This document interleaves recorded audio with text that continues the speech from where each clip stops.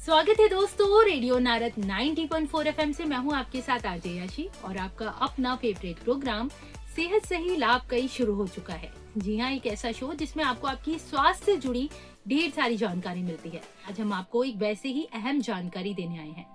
एक ऐसा दर्द जिसमें आपकी चीखें निकलती हैं, असहनीय दर्द होता है, अक्सर वॉमिटिंग आने लगती है और शरीर में बहुत भारीपन महसूस होता है। मैं बात कर रही हूँ किडनी स्टोन की, जिसे हम पथरी के नाम से जानते हैं। कितना दर्द होता है ना? आज हम एक ऐसे ही पेशेंट से इस कार्यक्रम में बात करने वाले हैं जो अपनी आप बीती हम सबको सुनाने जा रहे हैं। मैं बात कर रही हूँ एजुकेशनल रिसर्च इंस्टीट्यूट की बीए बीएड की छात्रा सौम्या शर्मा की, जो कि किडनी स्टोन की पेशेंट भी हैं और अलीगढ़ की रहने वाली हैं। आज वो हम सबके सामने अपना दर्द बयां करेंगी और बताएंगी कि किडनी स्टोन के टाइम पर कितना असहनीय दर्द उनको उठता था और आज कैसे उन्होंने रिकवर करके खुद को मजबूत साबित किया। मैं उनका स्वागत करना चाहूंगी। सौम्या, आपका बहुत बहुत स्वागत है रेडियो नारद में। Thank you so much ma'am, मुझे यहाँ बुलाने के लिए, और थैंक यू कि आपने मुझे इस लायक समझा कि मैं अपना एक्सपीरियंस अपनी ऑडियंस के साथ, आपकी ऑडियंस के साथ शेयर कर सकूं। बिल्कुल सौम्या, अभी हम सबसे पहले किडनी स्टोन के बारे में जानना चाहेंगे। आपने उस असहनीय दर्द को सहन किया है, लेकिन इस सब की शुरुआत कैसे हुई? मैम, शुरू में जो ये दर्द था ये बहुत ही नॉर्मल लगता था। ऐसा लगता था कि शायद भारीपन है। मैंने शुरू में इस साइंस और सिम्टम्स को बहुत ज़्यादा इग्नोर किया, जो कि बहुत गलत बात थी। फिर उसके बाद में मैम, जब मैं अपना कुछ काम करती थी तो मुझे बहुत दर्द होता था। बैक साइड में, लोअर एब्डोमेन में मेरे बहुत पेन होता था। ठीक है। फिर उसके बाद में मैंने ये सारी चीज़ें अपने घर पे भी डिस्कस की, पर सबने बोला कि एक बार ट्रीटमेंट करा लेना चाहिए, टेस्ट करा लेनी चाहिए, बट मैंने इग्नोर किया। ओके। हाँ, जो कि बाद में बहुत दिक्कत बन गई थी। शुरुआत में कितना पेन होता था? मैम, शुरुआत में पेन तो था, बट पेन ऐसा होता है कि जैसे कितनी सुइयां चुभ रही हों आपकी। पेन बहुत अनबियरेबल होता है। किडनी स्टोन का पेन बहुत अनबियरेबल होता है कि मतलब आप कंट्रोल नहीं कर पाते हो। आपको ऐसा लगता है कि आपकी बॉडी कंट्रोल में नहीं है। दर्द ऐसा होता है। जी सौम्या, वहीं आपको कैसे पता लगा कि ये किडनी स्टोन का दर्द है? मैम, पता ऐसे चला कि जब काम करते 3 दिन हो चुके थे, ना तो मुझे भूख लग रही थी, ठीक है, ना मेरा कुछ मन था, और मुझे फीवर आया था। फीवर आया तो मैंने अपने पापा से, अपने मम्मा से घर पे डिस्कस किया कि मुझे फीवर है। और जबकि जिस टाइम मुझे फीवर आया था उस टाइम का वेदर ऐसा नहीं था कि मुझे फीवर आना चाहिए। ठीक है। बहुत नॉर्मल गर्मी का टाइम था। तो मेरे पापा ने नॉर्मली केमिस्ट से, जिनसे हमारी दवाएं आती हैं, वहाँ पे गए। उन्होंने मेरी कंडीशन के बारे में बताया, तो उन्होंने मुझे मेडिसिन दी। उन्होंने मुझे पेन किलर भी दी। ठीक है। बट उस पेन किलर से और उस 3 दिन के कोर्स से मेडिसिन के मुझे कोई रिलीफ नहीं मिला। मेरा फीवर तो चला गया था, बट जो मेरे पेन हो रहा था उसमें कोई भी फर्क मुझे नहीं नजर आ रहा था। जब वो 3 दिन चले गए, उसके बाद में मेरे फादर ने मुझसे बोला कि एक बार इसको इग्नोर ना करते हुए एक बार डॉक्टर से कंसल्ट कर लेना चाहिए। जब मैं गई अपने डॉक्टर के पास, तो उन्होंने मुझे बोला कि किसी भी बीमारी का ट्रीटमेंट स्टार्ट करने से पहले हम उसके बारे में जान लेते हैं कि क्यों, किस वजह से हो रहा है। तो उन्होंने मुझे कुछ टेस्ट बताए और कुछ अल्ट्रासाउंड कराने के लिए बोला। जब मैं अल्ट्रासाउंड कराने गई, तब मैम मुझे वहाँ पता चला कि मेरा एब्डोमेन में लेफ्ट साइड में 5 mm का किडनी स्टोन है। तो ये बहुत क्रिटिकल फेस रहा होगा ऑब्वियसली आपके लिए। जब आपको पता लगा किडनी स्टोन हुआ है तो आपने कैसे उस चीज को मैनेज किया?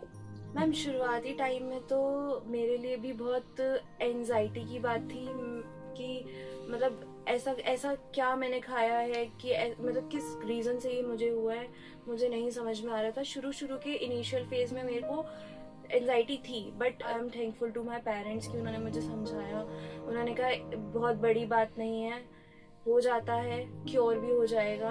तो मैंने नॉर्मली शुरू में जब पता चला कि मेरे को 5 mm का स्टोन है, किडनी स्टोन, तो जितने भी लोगों को मैंने बताया तो उन लोगों ने मुझे बोला कि किडनी स्टोन जो है वो क्योर हो जाते हैं with medicine and with proper hydration. आप ज्यादा से ज्यादा पानी पियोगे, वो फिल्टर आउट होके वो निकल जाता है। पर मेरे साथ सिचुएशन कुछ अलग थी। फिर मैंने शुरू में होम्योपैथिक मेडिसिन से चलाया, बट मुझे कोई फर्क नहीं पड़ा और मैंने पानी भी बहुत पिया था, बट कोई इम्प्रूवमेंट नहीं दिखा मुझे। तो आपने ये कब जाना कि वो पेन अब असहनीय दर्द बन चुका है? कैसे आपने उस चीज को मैनेज किया फिर? मैम बात ये थी कि दिसंबर 2025 की बात है। मेरे कॉलेज एग्जाम्स चल रहे थे, फाइनल एग्जाम्स थे, और मैं डेली यहाँ एग्जाम्स देने आ भी रही थी जी। बट उसी दौरान जब मेरे लास्ट के 2 एग्जाम रह गए थे, उन लास्ट के 2 एग्जाम में मेरी जो सिचुएशन थी वो इतनी ज्यादा वर्स हो गई थी।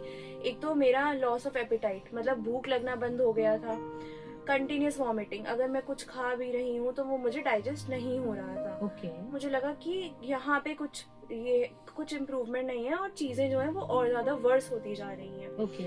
और लास्ट पेन इतना अनबेरेबल होता था कि मैं मेडिसिन तो कोई फायदा कर ही नहीं रही थी। तो उसके बाद में ऑल्टरनेटिव ये होता था कि इंजेक्शंस लगते थे। इंजेक्शंस लगाने के बाद में भी पेन जो था वो इतना ज्यादा होता है स्टोन का कि आप इंजेक्शन लगवा लोगे तो आपको कुछ टाइम तक आपको उसका रिलैक्स मिलेगा, बट जब वो एक टाइम पीरियड होता है ना, जब इंजेक्शन का असर खत्म तो दर्द वापस से अपनी जगह पर दोबारा से शुरू हो जाता है। तब मुझे लगा कि अब मुझे दोबारा एक बार डॉक्टर से अपने कंसल्ट करना चाहिए। तो ऐसी सिचुएशन में आपने कैसे डिसाइड किया कि अब आपको सर्जरी करा लेनी चाहिए? मैम सर्जरी से पहले मैं आपको एक और चीज बताती हूँ। जब मैं अपने डॉक्टर के पास दोबारा गई तो होम्योपैथिक मेडिसिन से एलोपैथिक मेडिसिन पे स्विच कर दिया। ठीक है। स्विच करने के बाद में मेरा 1 महीना उन डॉक्टर से मेडिसिन चली, मेडिकेशन प्रोसेस चला, बट मुझे उन्होंने बार बार मुझे एडवाइस किया कि ज्यादा से ज्यादा पानी पियो, लिक्विड डाइट लो, पर मैम कोई रिलैक्सेशन नहीं था उसमें। फिर उन्होंने मुझे बोला कि एक बार आप दोबारा अपना अल्ट्रासाउंड कराओ, एक बार हम दोबारा डायग्नोज करेंगे कि दिक्कत कहाँ आ रही है। फिर उन्होंने मैम दोबारा, मैंने जब अल्ट्रासाउंड अपना कराया तो मेरा जो किडनी स्टोन जो पहले था, जो 5 mm किडनी स्टोन था, वो मेरा बढ़ के उसका साइज 10 mm हो गया, डबल हो गया। और मेरे जो स्टोन थी वो इतनी पॉइंटी, इतनी शार्प थी कि उसकी वजह से मेरा जो इंटरनल ऑर्गन था, जो किडनी था, या जो उसके आसपास का जो एरिया था, उस स्टोन ने मेरे इतना अफेक्ट कर दिया था। क्योंकि जो स्टोन के पास का एरिया होता है, किडनी के आसपास का जो एरिया होता है, वो इतना डेलिकेट होता है, और जब आपकी जो स्टोन है वो इतनी पॉइंटी, इतनी शार्प है, तो ऑब्वियस सी बात है मैम, वो हमारे उस एरिया को अफेक्ट करेगी ही करेगी। बिल्कुल। फिर मैम मैंने अपनी घर पे ये सारी चीजें डिस्कस की, तब मेरे डॉक्टर ने भी मुझे एडवाइस किया कि अब चीजें वर्स होती जा रही हैं and now we have to improve your condition. तो फिर उन्होंने मुझे एडवाइस किया कि हम सर्जरी करेंगे। तो उस सर्जरी के दौरान आपको डर नहीं लगा? या जैसे एक सर्जरी या ऑपरेशन सुनते ही हर किसी ह्यूमन बीइंग को डर लग जाता है, इवन उनके पेरेंट्स को भी। ऐसी सिचुएशन में आपकी बहुत ज्यादा उम्र नहीं थी, 21-20 उम्र रही होगी आपकी, आपने कैसे उस सर्जरी के डर को खत्म किया और कैसे उस सर्जरी को करवाया? मैम डर तो हमेशा से ही था, और ऑपरेशन वर्ड ही ऐसा है कि जिससे कि कोई छोटा भी ऑपरेशन होता है ना तो भी डर बहुत लगता है। और मेरे से ज्यादा मेरे पेरेंट्स को, स्पेशली मेरे पापा को, बिकॉज वो बहुत ही ज्यादा डेलिकेटेड हार्ट के हैं, तो उनको बहुत ज्यादा परेशानी हुई ये सब सुन के। But with support of my doctors and the whole medical team मेरा वो प्रोसेस भी निकल गया। और उसके बाद में जब मैंने अपने डॉक्टर से कंसल्ट किया तो उन्होंने मुझे बताया कि इतना घबराने वाली कोई बात नहीं है, बहुत सारी जगह स्टोन बन जाती हैं। एक स्टोन होती है किडनी की जो मेरी हुई थी, एक होती है गॉल ब्लैडर में। गॉल ब्लैडर के स्टोन का निकलने का कोई रास्ता नहीं होता, उनमें ऑपरेशन होता ही होता है। और जो गॉल ब्लैडर की स्टोन्स होती हैं उसमें एक ऑपरेशन होता है, एक हमारा प्रोसेस होता है जिसको हम लेप्रोस्कोपी बोलते हैं। ठीक है। जिसमें 3 कट आते हैं, वो एक्सटर्नल कट आते हैं। बट उन्होंने मुझे समझाया, मेरे डॉक्टर का सपोर्टफुल था, उन्होंने मुझे बोला कि इतना घबराने की कोई बात नहीं है, तुम्हारी कंडीशन में ऐसा कुछ भी नहीं होगा विद गॉड्स ग्रेस। और उन्होंने मुझे बोला कि आपका जो ट्रीटमेंट होगा, आपका जो सर्जरी होगी वो यूरेट्रोस्कोपी होगी, जिसमें हम आपका लेजर के थ्रू ये स्टोन जो होगा वो निकल जाएगा। बट मैम फिर भी डर तो लगता ही है। Definitely. फिर उसके बाद में जब जो मेरा ऑपरेशन डे था, सब जगह होता है, एक दिन पहले आपको एडमिट कर दिया जाएगा, रात के 12 बजे के बाद आपका खाना वगैरह बंद कर दिया जाएगा। क्या एक्सपीरियंस रहा ऑपरेशन के दौरान? कैसा महसूस कर रहे थे? और डॉक्टर्स कैसे आपके सामने बात कर रहे थे? उससे भी डर लग रहा था? ऑपरेशन एक्सपीरियंस क्या था? मैम ऑपरेशन एक्सपीरियंस तो मेरा जितना ज़्यादा स्मूथ था उतना ही ज़्यादा रफ एंड टफ भी था, क्योंकि जो चीज़ें मैं सफ़र कर रही थी वो तो मैं सफ़र कर ही रही थी, बट जब मैं अपने पेरेंट्स को, अपने आसपास फैमिली मेम्बर्स को देख रही थी कि वो लोग मेरे वजह से कितना सफ़र कर रहे हैं, वो भी बहुत ज़्यादा इमोशनल मोमेंट था। बट डॉक्टर मेरे काफ़ी अच्छे थे और उन्होंने मुझे बस इतना ही बोला कि घबराने की कोई बात नहीं है, हम लोग हैं और इतनी बड़ी कोई इशू नहीं है, सब नॉर्मली हो जाएगा। फिर उसके बाद में मैम मुझे ऑपरेशन थिएटर में जब ले जाया गया तो उन्होंने मुझे बोला कि आपको पूरा एनेस्थीसिया नहीं दिया जाएगा, आपको जिस एरिया में आपको स्पाइनल एनेस्थीसिया आपको दिया जाएगा। स्पाइनल एनेस्थीसिया में आपकी जो रीढ़ की हड्डी होती है उसमें आपको एनेस्थीसिया आपको दिया जाता है। उसके बाद में जो आपका लोअर बॉडी पार्ट है वो पूरा आपका सुन्न हो जाता है। ठीक है। सुन्न होने के बाद में फिर उन्होंने, मुझे पता ही नहीं चला कि मेरे साथ क्या हुआ क्या नहीं हुआ, बट हाँ मैं मॉनिटर स्क्रीन पे जिसमें वो सारा प्रोसेस चल रहा था वो मैं देख पा रही थी, तो उसमें भी उन्होंने मेरा कंसर्न लिया कि आप देख सकते हो या नहीं देख सकते हो, क्योंकि मतलब वो पॉइंट टू पॉइंट आपसे कांटेक्ट करते जा रहे थे। ठीक है। और मेरे जो डॉक्टर थे वो भी इतने अच्छे थे कि वो टाइम टू टाइम वो वहीं प्रोसेस के थ्रू ही वो मुझसे कॉन्वर्सेट भी कर रहे थे कि अब ठीक है, कुछ फील तो नहीं हो रहा है या कैसा लग रहा है। तो पर मैं पेन में थी तो मैंने ज्यादा रिस्पॉन्ड नहीं किया। ठीक है। बट जब मैंने मॉनिटर स्क्रीन पे पूरा अपना प्रोसेस देखा तो मुझे दिख रहा था कि अच्छा ये मेरा ये ऑर्गन है। ओके। हाँ कि अच्छा ये मेरे स्टोन है, और जो मेरी स्टोन ने जिस एरिया को मेरे डैमेज किया था वो भी मैं देख पा रही थी। ठीक है। तो बट सब स्मूथली हो चुका था। लेजर ट्रीटमेंट में ऐसा कुछ नहीं था। एक दो मेरे इंटरनल टाके आए थे।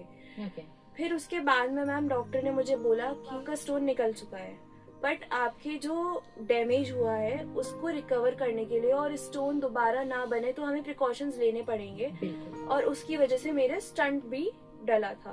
तो एक डीजे स्टंट होता है, doctors most of the cases में डालते हैं। डीजे स्टंट इसलिए डलता है जिससे कि आपका जो यूरिन है उसमें कोई प्रॉब्लम ना आए। कभी कभी क्या होता है कि बहुत सारे लोगों को उनका स्टोन का ऑपरेशन हो जाता है, उसके बाद में उनके यूरिन में से ब्लड आता है। उनको यूरिनेशन के टाइम पे इरिटेशन बहुत होती है।